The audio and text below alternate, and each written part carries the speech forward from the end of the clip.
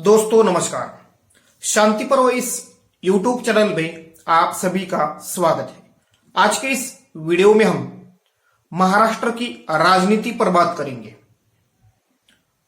चाचा भतीजे में राजनीतिक वर्चस्व की लड़ाई, इस विषय पर विश्लेषण करेंगे। वीडियो को लाइक, शेयर और चैनल को सब्सक्राइब करना मत भूलिए।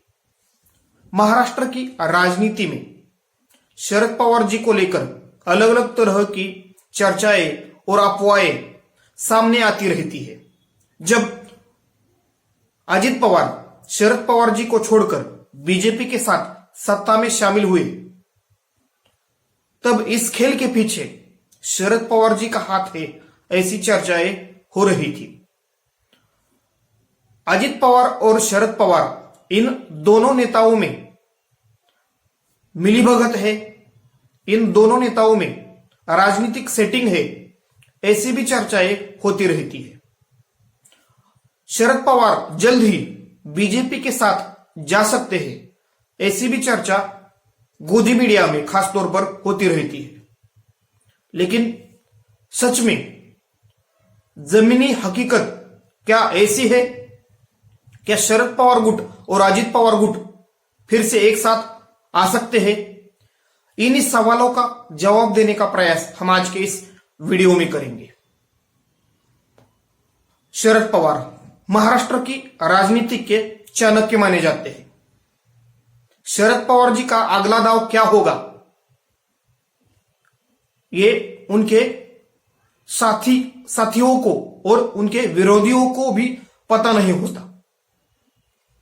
इस वक्त शरद पवार अपने राजनीतिक जीवन की सबसे मुश्किल लड़ाई लड़ रहे हैं।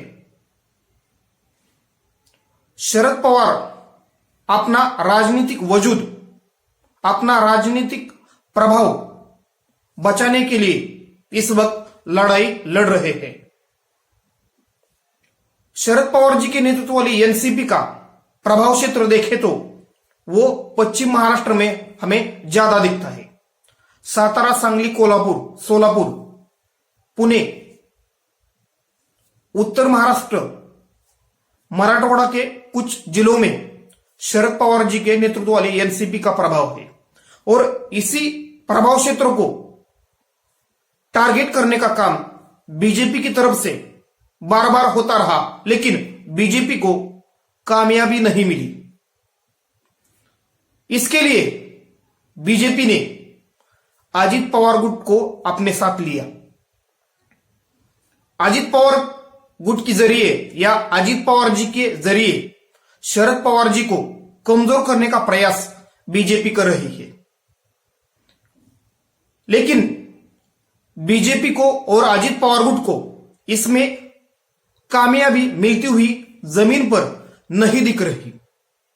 शरद पवार जमीनी नेता माने जाते हैं, जनता में उनकी अच्छी खासी पकड़ है और जनता के मन को टटोलना, उनके मन की बात जानना, जनता कौन सा विचार करती है, इसके बारे में शरद पवार भाप लेते हैं। ऐसा ही कुछ इस वक्त महाराष्ट्र की राजनीति में हो रहा है। एक तरीके से बीजेपी, अजित पवार गुट और एकनाथ शिंदे जी का गुट सत्ता में जरूर है, लेकिन इस सत्ता के इस्तेमाल से जो राजनीतिक असर या प्रभाव जमीन पर दिखना चाहिए वो नहीं दिख रहा। और खासतौर पर अगर बीजेपी को महाराष्ट्र में 40 से ज्यादा सीटें लोकसभा की जीतनी है तो पश्चिम महाराष्ट्र में उसको एनसीपी को यानी शरद पवार जी को कमजोर करना पड़ेगा, लेकिन ऐसा होता नहीं दिख रहा।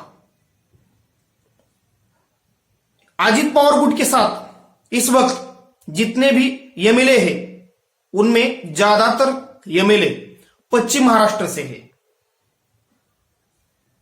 इन एमएलए को पता है कि अगर शरद पवार जी उनके विधानसभा क्षेत्र में अगर अगले चुनाव में जनसभा करते हैं तो या प्रचार सभा करते हैं तो उनका वोट प्रतिशत घट सकता है और वो हार भी सकते हैं। यानी शरद पवार जी का जो प्रभाव है, जनता के बीच उनकी जो पकड़ है, उसे ध्यान में रखते हुए इस वक्त एनसीपी के ज्यादातर विधायक अजित पवार गुट के साथ होते हुए भी खुलकर वो सार्वजनिक मंच पर या अजित पवार जी के साथ नहीं दिख रहे, मीडिया में भी वो नहीं आ रहे। यानी कुल मिलाकर इस वक्त अजित पवार जी का दावा है कि 40 से ज्यादा विधायक उनके पास है, लेकिन वो विधायक अजित पवार जी के साथ खुले मंच पर और मीडिया में सामने नहीं आ रहे। इसका कारण है कि शरद पवार जी का राजनीतिक महत्व और जनता के बीच उनकी पकड़। इन 2-3 महीनों में जितने भी सर्वे आए हैं, यानी अजित पवार गुट जब से बीजेपी के साथ सत्ता में शामिल हो गया है, उसके बाद जितने भी सर्वे महाराष्ट्र में आए हैं, महाराष्ट्र को लेकर आए हैं, उसमें एनसीपी का ज्यादातर समर्थक और वोटर और कार्यकर्ता अभी भी शरद पवार जी के साथ नजर आ रहा है। 2014 का लोकसभा चुनाव हो या विधानसभा का चुनाव, 2019 का लोकसभा और विधानसभा का चुनाव, बीजेपी को कहां मात खानी पड़ी तो वो पश्चिम महाराष्ट्र का इलाका है जहां शरद पवार जी का प्रभाव है। 2019 के लोकसभा चुनाव में शरद पवार जी ने कुल लोकसभा की 4 सीटें जीती और विधानसभा की 54 सीटें जीती। लोकसभा और विधानसभा में बीजेपी अच्छा प्रदर्शन कर सकती है, ऐसी उम्मीद जो बीजेपी के नेताओं ने और खासतौर पर बीजेपी के महाराष्ट्र के नेता पूर्व मुख्यमंत्री और वर्तमान के उप मुख्यमंत्री देवेंद्र फडणवीस ने जताई थी, उस उम्मीदों पर पानी फेरने का काम शरद पवार जी ने किया। इसके कारण शरद पवार जी को कमजोर करने का प्रयास बीजेपी का हो रहा है और इस काम में अजित पवार गुट एक तरीके से प्रत्यक्ष और अप्रत्यक्ष तौर पर बीजेपी को मदद कर रहा है। लेकिन अजित पवार जी का यह प्रयास जमीन स्तर पर कामयाब होता नहीं दिख रहा। अगर अजित पवार जी को अपना राजनीतिक वजूद बचाना है और भविष्य में राजनीति में अच्छी सफलता पानी है, तो पश्चिम महाराष्ट्र के इलाके में जो एनसीपी का प्रभाव क्षेत्र है और खासतौर पर शरद पवार जी का प्रभाव क्षेत्र है, उसमें सेंध डालनी पड़ेगी और अपना प्रभाव क्षेत्र बढ़ाना पड़ेगा। लेकिन अजित पवार ये कर पाएंगे? अजित पवार इस अपने प्रयासों में कितने सफल साबित होंगे, ये इस पर हम इस वक्त कुछ कह ही नहीं सकते। लेकिन जो परिस्थितियां इस वक्त पश्चिम महाराष्ट्र में राजनीतिक रूप से देखने को मिल रही है, उनमें एनसीपी के विधायक प्रत्यक्ष तौर पर अजित पवार जी के साथ जरूर नजर आ रहे हैं, लेकिन कुछ हद तक इन विधायकों के मन में शरद पवार जी को छोड़ना नापसंद नजर आ रहा है। यानी लोकसभा चुनाव के नतीजों के बाद महाराष्ट्र की राजनीति में बड़ा उलटफेर भी हमें देखने को मिल सकता है। अगर इंडिया गठबंधन की सरकार बनती है तो ये विधायक जो इस वक्त अजित पवार गुट के साथ गए हैं, वो शरद पवार जी के साथ आ सकते हैं। इस वक्त अजित पवार गुट अपने प्रभाव क्षेत्र को बढ़ाने के लिए और बचाने के लिए अपनी पूरी ताकत लगा रहा है। अजित पवार गुट द्वारा पार्टी पर दावा किया गया है और पार्टी के पदाधिकारियों की नियुक्तियां की जा रही है, लेकिन जो असर जनता के बीच अजित पवार का शरद पवार जी के साथ होते हुए देखने को मिलता था, वो असर इस वक्त देखने को नहीं मिल रहा। अजित पवार अपने गढ़ में यानी बारामती हो या पुणे जिले में बड़ी मुश्किल में नजर आ रहे हैं। भले ही अजित पवार जी को पुणे जिले का पालक मंत्री पद मिला हो, लेकिन इस पुणे जिले में शरद पवार जी का जो राजनीतिक प्रभाव है उसे कम करना अजित पवार को आसान नहीं है। पुणे जिले में लगभग लोकसभा की 3.5 सीटें आती है। इनमें शिरूर लोकसभा के उम्मीदवार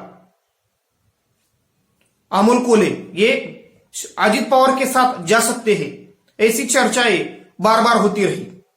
अजित पवार जी को भी उम्मीद थी कि अमोल कोल्हे उनके साथ आ सकते हैं, लेकिन अमोल कोल्हे जी ने शरद पवार जी के साथ रहना पसंद किया। इसके कारण भी अजित पवार नाराज नजर आ रहे हैं। भले ही अमोल कोल्हे जी को हराने का दावा अजित पवार ने जरूर मीडिया के सामने किया है, लेकिन अमोल कोल्हे को शिरूर से हराना अजित पवार जी के लिए इतना आसान नहीं है। शरद पवार जी को अगर कमजोर करना है तो खासतौर पर पश्चिम महाराष्ट्र में अजित पवार जी को अपना प्रभाव इसके लिए बढ़ाना पड़ेगा। सत्ता का इस्तेमाल अजित पवार अच्छी तरह से करना जानते हैं, लेकिन जनता के बीच उनको लेकर जो गलतफहमियां है या जो उनको लेकर जनता के बीच जो एक नैरेटिव बना है उसको अजित पवार कैसे ठीक करेंगे। अजित पवार अपने आक्रामक स्वभाव के लिए जाने जाते हैं। दूसरी तरफ शरद पवार जी की राजनीति, वो हमेशा सभी लोगों से, वो उनका विरोधक भी हो उसके साथ संवाद साधने का प्रयास करते हैं। शरद पवार जी की और अजित पवार जी के राजनीतिक में बड़ा फर्क है। अजित पवार से ज्यादा शरद पवार जमीन से जुड़े नेता है। अभी भी 83 के उम्र में भी जनता में उनका संवाद अभी भी उसी प्रकार का है जब वो मुख्यमंत्री थे। यानी पश्चिम महाराष्ट्र में अगर अजित पवार को अपना प्रभाव बढ़ाना हो तो शरद पवार जी के सामने कड़ी चुनौती पेश करनी पड़ सकती है, लेकिन उसमें इस वक्त अजित पवार कामयाब होते नहीं दिख रहे। शरद पवार गुट के नेता जयंत पाटिल उनको अपने साथ लेने के लिए अजित पवार गुट ने प्रयास किया, लेकिन इनमें अजित पवार गुट को कामयाबी नहीं मिली। अगर पश्चिम महाराष्ट्र में शिवसेना, उद्धव ठाकरे गुट और शरद पवार गुट की ताकत को इकट्ठा किया जाए तो जो प्रस्तावित उम्मीदवार एनसीपी की तरफ से चुनकर आते हैं उनके सामने शरद पवार गुट एक बड़ी चुनौती पेश कर सकता है। यही समीकरण ध्यान में रखते हुए बीजेपी और अजित पवार गुट की चिंताएं पश्चिम महाराष्ट्र में बढ़ी है। यानी पश्चिम महाराष्ट्र में इस वक्त अजित पवार गुट और बीजेपी के सामने शरद पवार गुट और उद्धव ठाकरे जी के गुट ने एक कड़ी चुनौती पेश की है। अगर पश्चिम महाराष्ट्र में और उत्तर महाराष्ट्र में और मराठवाड़ा में उद्धव ठाकरे जी और शरद पवार जी अपने राजनीतिक दाव अच्छी तरह से खेलते हैं और उम्मीदवारों का चुनाव अच्छी तरह से करते हैं तो जमीनी स्तर पर हमें कुछ अलग नतीजे देखने को मिलेंगे, क्योंकि जो विधायक एनसीपी में और शिवसेना में 4-5 बार चुनकर आए हैं वो भी हार सकते हैं। यानी कुल मिलाकर पश्चिम महाराष्ट्र में शरद पवार जी का राजनीतिक प्रभाव और असर कम करने का प्रयास एक तरीके से बीजेपी की तरफ से और अजित पवार गुट की तरफ से हो रहा है। खासतौर पर सातारा, सांगली, कोल्हापूर, सोलापूर, पुणे, नगर, नाशिक, जळगाव इन इलाकों में शरद पवार जी की एक अच्छी खासी पकड़ है, लेकिन इन्हीं इलाकों में अभी तक अजित पवार गुट को अच्छी सफलता मिलती हुई नजर नहीं आ रही। यानी इसके कारण अजित पवार जी को एक आत्मविश्वास नहीं मिल रहा। उनके बोलने में वो आत्मविश्वास हमें नहीं दिख रहा। अगर अजित पवार अपने प्रभाव क्षेत्र में कामयाब नहीं होते तो उनके गुट की या उनकी खुद की जो राजनीतिक पहचान है उसको बड़ा धक्का लग सकता है। और जो अजित पवार जी को मुख्यमंत्री पद का दावेदार जब एनसीपी में थे तब मानते थे, उसको बहुत बड़ी ठेच पहुंच सकती है। अगर अजित पवार को मुख्यमंत्री बनना है तो उनको सबसे पहले पश्चिम महाराष्ट्र के उन इलाकों में जहां शरद पवार जी का प्रभाव है, रसूख है, उन इलाकों में अपना दबदबा बरकरार करना पड़ेगा। नहीं तो आने वाले दिनों में अजित पवार गुट की और खुद अजित पवार जी की राजनीति हमें खतरे में नजर आ सकती है। यानी कुल मिलाकर इस वक्त महाराष्ट्र में बीजेपी का ध्यान और अजित पवार गुट का पूरा ध्यान या रणनीति पश्चिम महाराष्ट्र के इर्द गिर्द घूम रही है। अजित पवार गुट को बीजेपी ने अपने साथ लेने का जो निर्णय लिया है उसका महत्वपूर्ण कारण है पश्चिम महाराष्ट्र के और शरद एनसीपी के प्रभाव क्षेत्र को कमजोर करना, यानी शरद पवार जी को कमजोर करना। शरद पवार कमजोर होते हैं तो महाविकास आघाड़ी गठबंधन कमजोर होता है और बीजेपी को एक तरीके से जीत मिल सकती है। 2019 का विधानसभा चुनाव शरद पवार जी ने अपने अकेले दम पर बीजेपी को सत्ता से बेदखल किया। यानी 2019 के विधानसभा चुनाव में महाराष्ट्र में बीजेपी अपने अकेले दम पर बहुमत ला सकती है, ऐसा एक नैरेटिव बीजेपी ने बनाया। लेकिन उस नैरेटिव को शरद पवार जी ने चैलेंज किया।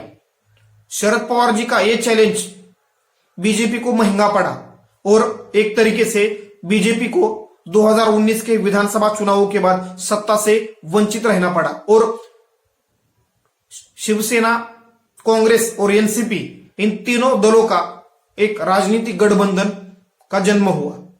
यानी शरद पवार जी को कमजोर आंकना या शरद पवार जी की राजनीति पर ध्यान न देना,